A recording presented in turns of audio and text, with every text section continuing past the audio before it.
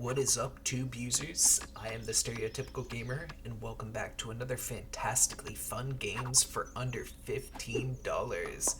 Today, we're talking about one of my favorite co-op games that I have recently discovered, and that is Make Way. I absolutely love the gameplay of this game. It reminds me a lot of Ultimate Chicken Horse, and in that game, basically what you do is you're trying to get from the start to the finish, and you build the pathway along to the finish line, and the whole objective is to try and get to the finish while also trying to knock your competitors off in some way. And you can do that by building traps along the pathways and different things like that to make it more challenging to get to the finish. And it's the same kind of concept in this game where you're building the track with your other competitors, and you can set up traps or different tracks that are kind of difficult to maneuver around. And just the overall kind of gameplay of it is really simplistic. You know, the controls for it are super basic. You have just kind of Mario Kart mechanics in terms of driving. You have like the kind of randomized carts that have different weapons and stuff that you can use, and it's really all basic, but it's super fun, the amount of different tracks that you can use and the combinations along with that. It is a lot of fun each and every round, and with a plethora of different track pieces and different traps that you can use, it really makes each race feel unique in how you can place them and which objects you use. I never feel like I'm playing the same track each race, and even as you expand the track, it feels totally different once you get to that new area that you just place things in. And I really like that there's different height levels to the tracks that allow you to make shortcuts. You know, like you can double back to the starting point at a lower level and then just drop down to that lower level track and stuff like that. And I think I created a shortcut up here that I couldn't perfect right away, but I love just being able to kind of create these different shortcuts on the tracks. And you can use like different traps to make shortcuts as well, and just kind of creating those in secret and just trying to execute them properly is really fun and really satisfying. And I love the unlocks that you get for leveling in this game. Basically, after each game you play, you get experience points for winning different races, eliminating enemies with traps and stuff like that, and each time you level up, you unlock different like track pieces or different traps, and you can unlock different cars like that, and just kind of seeing these new track pieces that are unlocked for you to play in the next game makes replayability really exciting, and just kind of makes you wanting to play one more just to see these like new chaotic track pieces that you have unlocked. And I really like how the point system is set up in the normal game.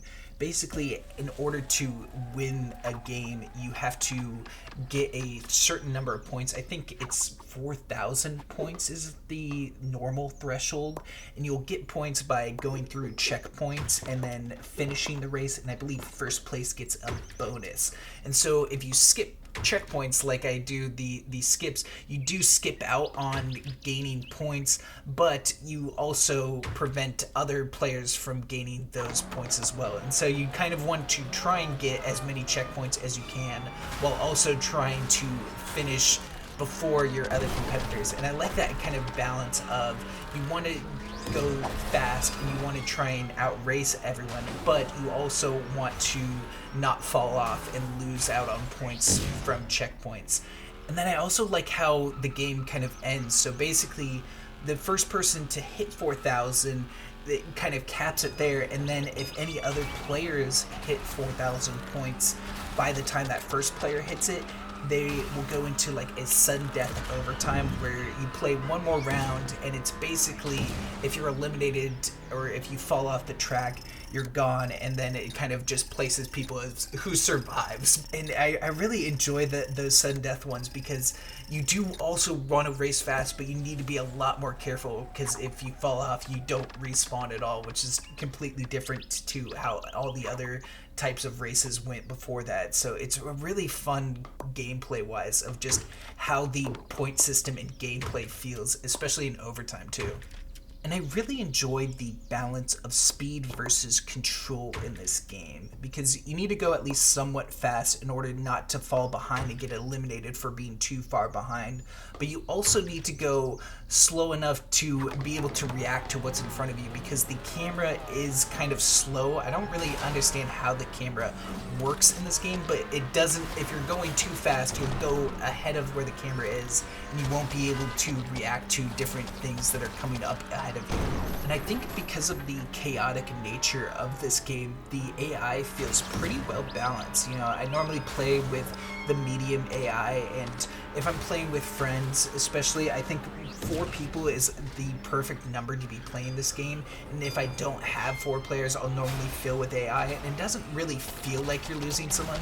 Yeah, they do feel a little bit easier than a player should, but they also feel like they're in more control, where players definitely try and want to speed through things and cause more chaos. The AI definitely take it slow and steady, and that can be a benefit definitely sometimes in this game.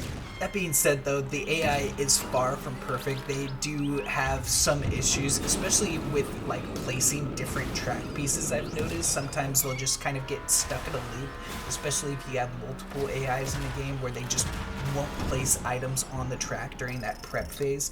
Luckily, there is a timer that goes off, like I think it's like you have 30 seconds to place the items, and so sometimes the bots will just get stuck just not placing the items, and then you won't have whatever their items were placed on the map once that timer goes off. So it's not that bad, but having that happen multiple times during the game just is kind of annoying to have to wait that 30 seconds for the bots to place stuff. And you know, while we're getting into it, let's get into some of the bad aspects of this game. One thing I wouldn't necessarily call a bad aspect, but it's just something I wish the game had, is the different stats for the different vehicles. There's a plethora of different vehicles that you can use and unlock, which is really cool and I really enjoy it. But they definitely have a different feel in terms of speed, in terms of acceleration, and in terms of handling.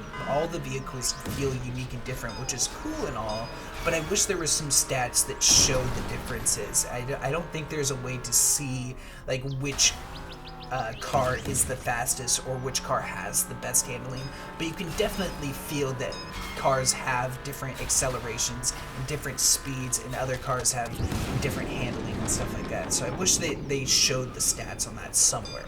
The only other thing that I'm not a huge fan of in this game is the different items you get in the crates along the map. Some of them just feel completely useless, while others feel super overpowered, and I wish there was just a better balance. Like the machine gun, for instance, just barely tickles you and it doesn't feel like it does anything to move cars at all. And then there's like a Tesla coil one that is like on top of your car, and I have no idea what it does. It doesn't seem like it does anything. And then you have other ones where you have like these side shotguns that literally blast cars to the side of you off the map, and it's just super overpowered. So I wish there was better balance to some of those items, because a lot of them just feel completely useless to use, while others just feel so overpowered and are kind of just a must-have in order to annoy other players in the game. But luckily, I don't think the crate items matter too much in this game. I think the focus on the different track pieces and the different trap items you can use on the track pieces make this game feel a lot more unique and give it a really fun and unique feel each race that you play in. And this is one of the few games that is a really great couch co-op game, because you have this kind of shared camera viewing of where the camera is going. It is a really great and fun co-op game, and especially in couch co-op, which is something that I haven't done in a long time. This is the first game in a while that I've played with other people on a couch, and just doing that brings so much joy to me, and I just absolutely wish that there was more games that had really fun couch co-op like this game does. and I really enjoy how unique each of the game modes feel. I think overall there's only 3 different game modes, but each of them feel really unique. You have your regular standard mode, which is the one I'm playing here, that has like all these different items and just is super chaotic and fun. And then you have a race mode, which has like guardrails on the sides, and it's more about just building different track pieces rather than different traps and stuff like that, which is also really cool. I really enjoy the racing aspect of this game. I think overall the kind of racing movement is really good in this game, and I like the drift mechanics. It feels like an easy to learn but difficult to master, and so the racing just exemplifies that. And then you have I think it's like a full creative mode where you have everything unlocked and you can just kind of build your own track, and I think that would be really cool. I don't know if like the Steam Workshop is open to tracks like that, but just having that in like a full custom game mode and being able to like make your own track with all of the different track pieces available is a really fun idea. But that's going to be it for me today. I hope you guys enjoyed the video. Make sure to leave a like if you did. Comment any other fantastically fun games for under $15 that you know of, and I'll definitely check them out. And make sure to hit that subscribe button. I'll catch you in the next one. Peace.